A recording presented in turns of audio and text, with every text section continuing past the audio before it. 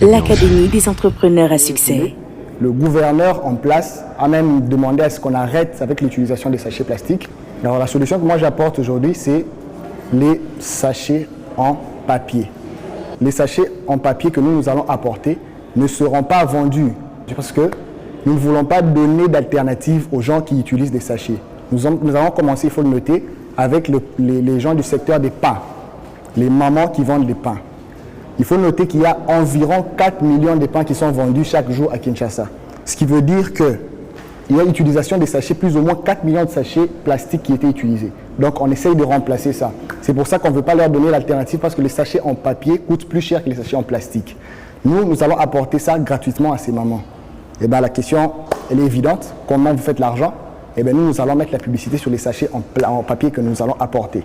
C'est-à-dire que s'il y a 4 millions de personnes qui reçoivent des sachets chez eux chaque jour et qui reçoivent maintenant des sachets papier, on peut mettre la publicité dessus et faire de l'argent et offrir ces sachets gratuitement. Donc voilà un peu en gros, c'est ce qui est mon idée. Aujourd'hui, c'est compliqué pour que les marques mettent leur logo ou que ce soit, ou peut-être que dans ces cas-là, ils peuvent vous acheter toute une gamme de produits de sacs plastiques. En tout cas, je ne suis pas de votre avis, parce que ayant été sur le terrain... Mais très bien, vous savez quoi? Il y a 2 ans, j'ai fait un magazine qui était gratuit dans les taxis. La rentabilité était assurée pour nous. Même une page, elle n'était pas très chère parce qu'on pouvait mettre 2 magazines dans 500 taxis de la ville.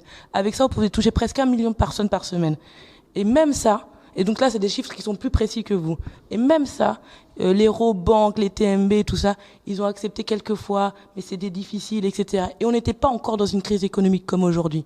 Donc quand on vous dit quelque chose, avant de tout de suite nous dire oui, on n'est pas d'accord, etc., il faut quand même déjà nous faire un peu confiance. On n'est pas là pour vous casser, etc. Non, mais je vous dis juste, il y a des choses... Dans l'étude de marché que vous faites, si elle était très précise, on n'aurait pas d'autant de questions à vous poser. De le voir.